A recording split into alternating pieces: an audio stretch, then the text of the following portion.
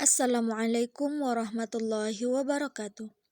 Pernahkah kita berpikir bagaimana Al-Quran yang diturunkan lebih dari 1400 tahun yang lalu bisa berbicara tentang asal-usul manusia dengan begitu tepat?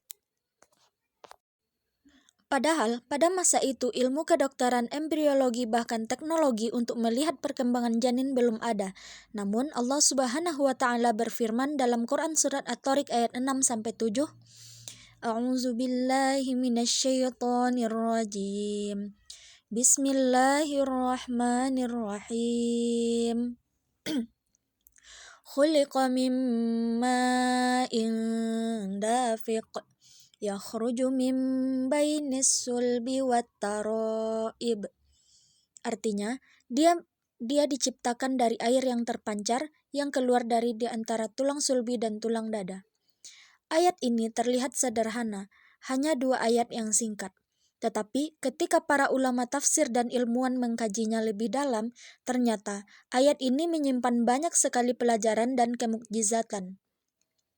Pertama, dari sisi bahasa, Al-Quran menggunakan kata khuliqa yang berarti diciptakan.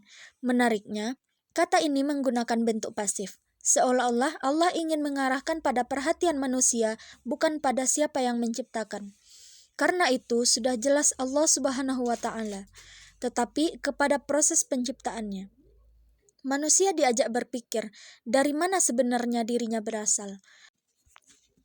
Mengapa manusia sering merasa hebat, padahal asalnya hanyalah dari sesuatu yang sangat lemah?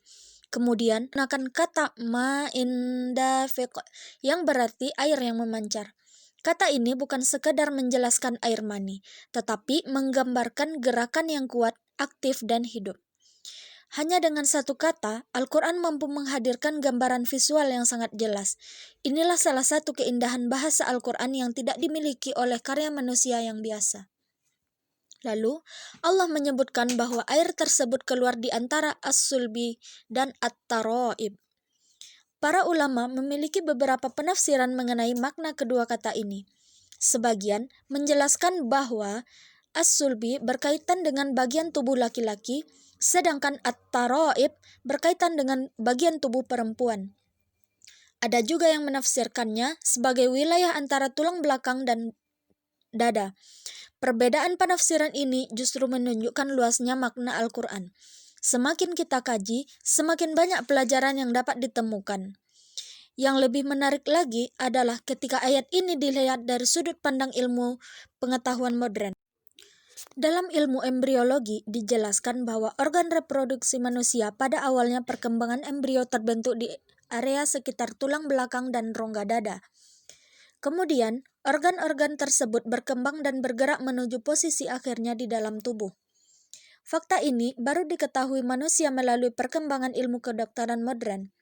Padahal, Al-Quran telah memberikan isyarat tentang hal tersebut sejak berabad-abad yang lalu.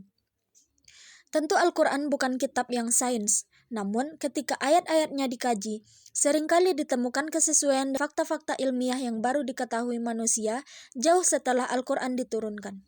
Nah, disinilah banyak ulama melihat adanya salah satu bentuk kemukjizatan Al-Quran. Tetapi sebenarnya pesan terbesar dari ayat ini bukan hanya tentang ilmu pengetahuan. Yang paling penting adalah pesan spiritualnya. Allah sedang mengingatkan manusia agar tidak sombong, yaitu manusia yang hari ini memiliki jabatan, kecerdasan, kekuatan, bahkan kekayaan, pada hakikatnya berasal dari setetes air yang sangat lemah. Karena itu, tidak ada alasan bagi manusia untuk merasa paling tinggi. Sebaliknya, manusia harus lebih banyak bersyukur, harus lebih sadar bahwa seluruh kehidupan ini berasal dari Allah Subhanahu wa taala. Dan jika Allah mampu menciptakan manusia dari sesuatu yang tampak kecil dan tidak berarti, maka Allah juga mampu membangkitkan manusia kembali setelah kematian.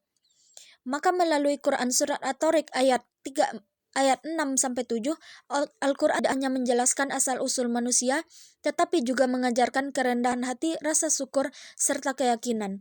Karena semakin manusia memahami bagaimana dirinya diciptakan, maka semakin ia menyadari betapa agungnya Sang Pencipta. Wallahu a'lam bishawab. Wassalamualaikum warahmatullahi wabarakatuh.